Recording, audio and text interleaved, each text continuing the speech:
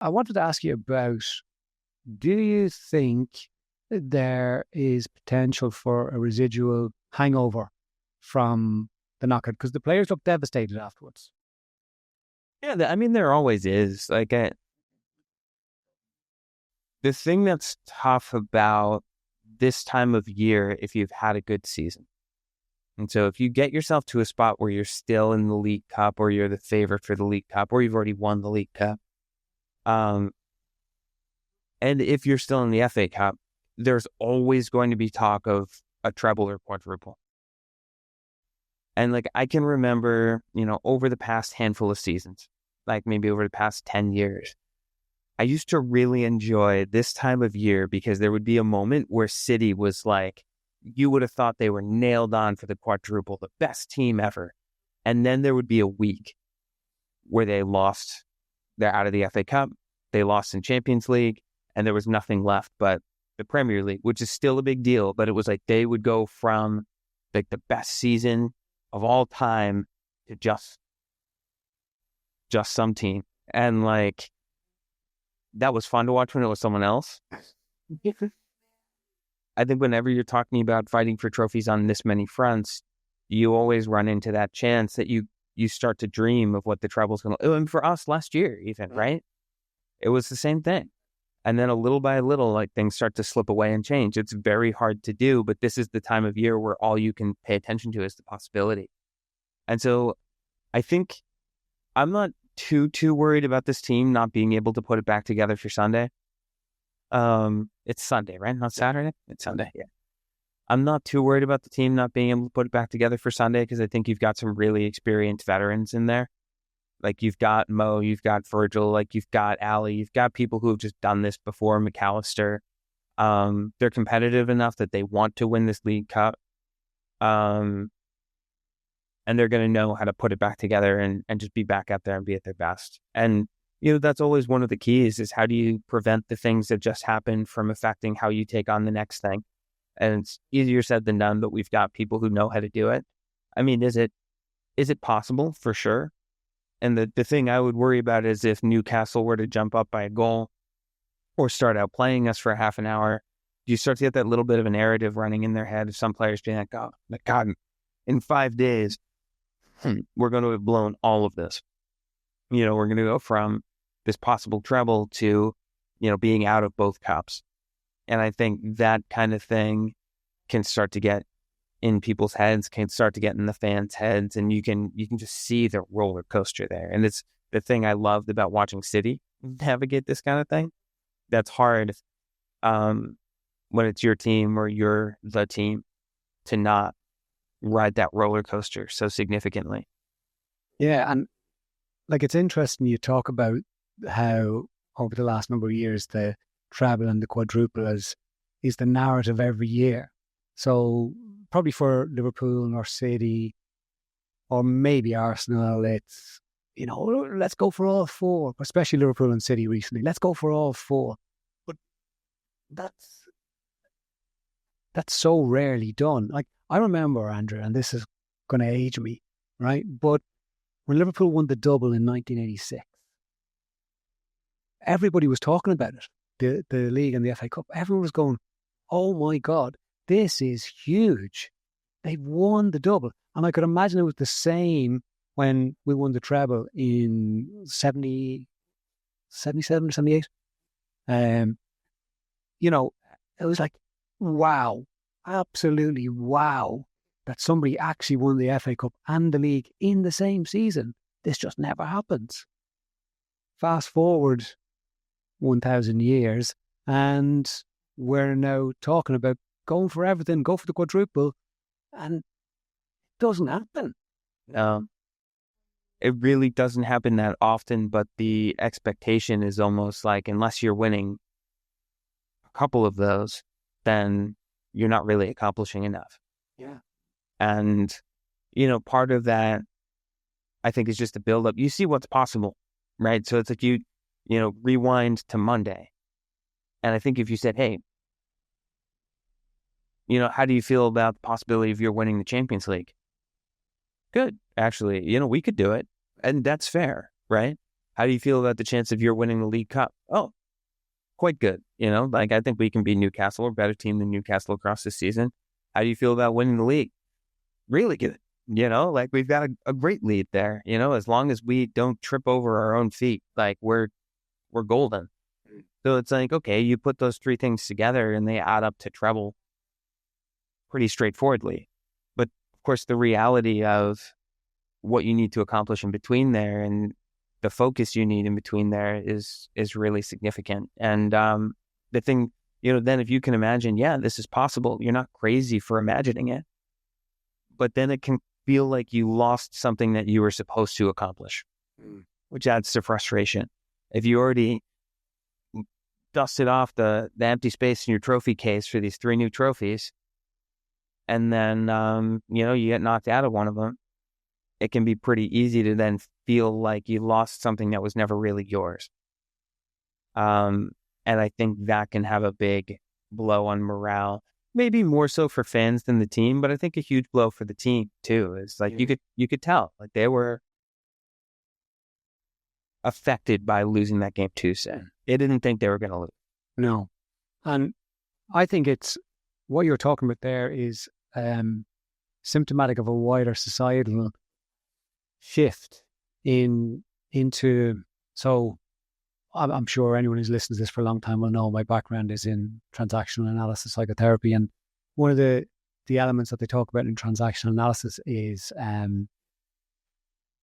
the drivers. So drivers are beliefs we take on about ourselves between the ages of, say, 3.5 and 7, when we're starting to come out into the world and realizing we're not the center of the universe. And we have to try and find, Andrew, you're not the center of the universe. You're the center of your universe, but not the universe. All right, I'll take that. But we have to try and figure out ways to navigate so that people will keep us safe, take care of us, look after us. And the 5 drivers are please others, be perfect, be strong, hurry up and try hard. Now, I won't go in for time into all of them. Maybe someday we'll do a driver special.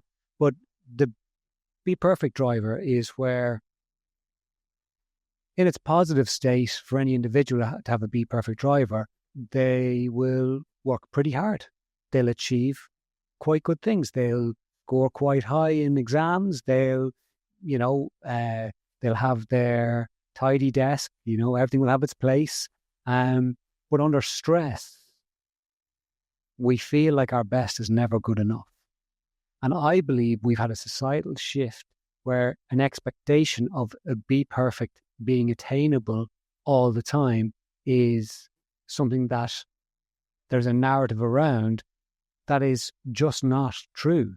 That's not to say that you can't hit perfection, but not everybody can hit perfection, and it is highly, highly unlikely. So I don't ever think that we will ever see a team win the Premier League, not losing and not drawing and not conceding a goal, right? And that team will also win the Champions League, not losing any games, not drawing any games, not conceding any goals, and winning the FA Cup, not losing any games, not drawing any, not scoring, not conceding, or win the League Cup in the same fashion. It is that you are going to win the Euro Millions lottery quicker and probably multiple times than have that be the case. So but yes, we have this society. And look, we could delve into it deeper going, well, social media feeds into that and creates this, filter will make the lines on my face disappear and it'll even up my eyebrows and my ears won't look as pointy. Right. Well, and I mean, you live in the world too. We live in the world right now where it's like perfect morning routine. And, if you were to dial into a certain vein of social media, which isn't even that obscure or difficult to get to, you would imagine that if you do exactly the right thing each morning, do your ice baths, do your meditation, do this, that you should be sort of producing or achieving at some level of perfection. And I think there's a PlayStation effect that comes into here too, which is, you end up with a lot of people who have played manager modes in FIFA or have played Football Manager. And it's like, you're the only one playing. So, of course, you win the treble. Like, of course, like there's this expectation of, well, we win all the trophies every year. And I think it shifts expectations. It's like there is this thought of like winning one of these isn't enough.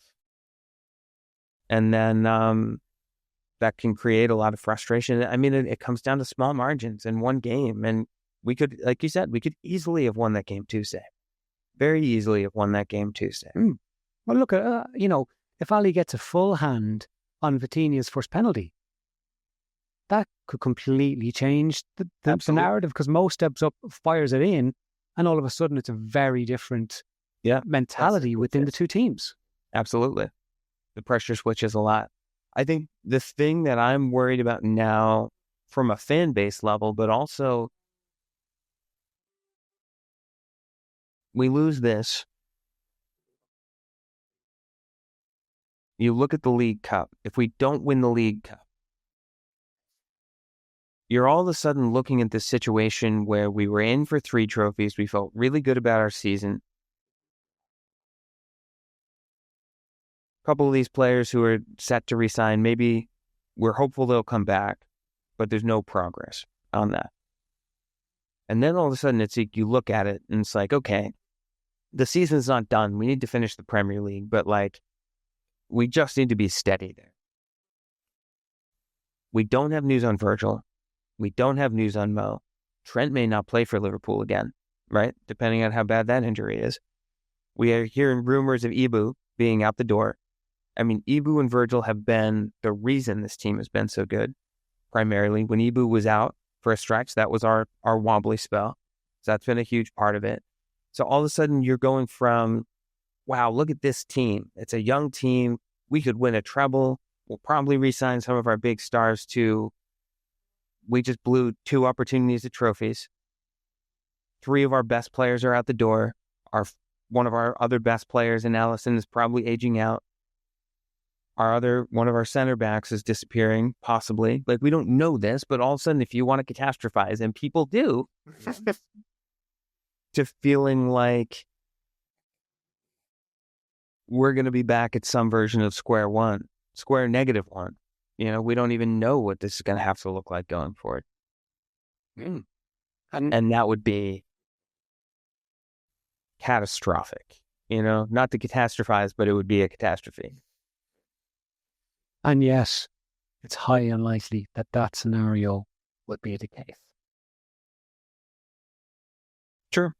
Well, but they probably won't. Like, if Virgil and Mo and Trent all indicate to the club we're leaving, I have no doubt the club are going to double down on Ibu and go, you're going nowhere. Let's give you a big contract.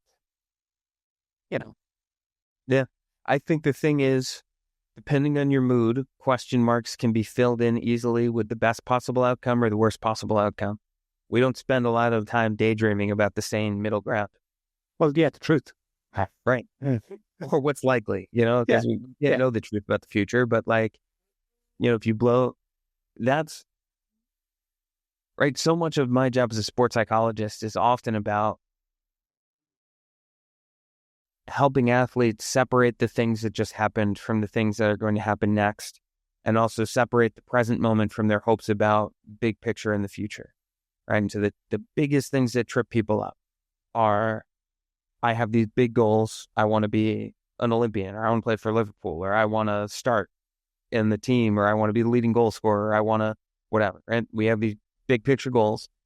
And then every moment in the small picture bounces off of these, right? So I misplaced that pass. I know there's a scout here. Now I'm never going to get anywhere. Or this was my chance to do this, and I made a mistake. And now, and it's, if you let that build up over the course of a game, you can go from being like, okay, like I'm ready to go, to feeling like, well, I made these 3 mistakes in my first 3 shifts, or my first 3 times I got the ball. Alright, the Reds, it's Jack here, and that was a clip from one of Anfield Index's audio podcasts. If you have enjoyed the video, make sure you do like, share and subscribe to keep up to date on all things LFC. We record around 100 audio podcasts every month, with our shows featuring match-going fans, top journalists, professional analysts and even Liverpool legends along the way, with the Great Dane himself, Jan Molby, joining us every single week. If you want to listen to all our podcasts for free, head over to anfieldindex.com/podcasts. Our audio shows are available wherever you get your podcasts. Just search Anfield Index. Or if you prefer to listen to all our podcasts in full and without any ads, why not head over to AI Pro today to check it out now at AnfieldIndexPro.com. If you want to get involved in the great growing community of Liverpool fans, check out the Anfield Index Discord. The link is in the description. Do get involved with that, from Reds around every corner of the globe. For now, Reds, hope you enjoyed this video.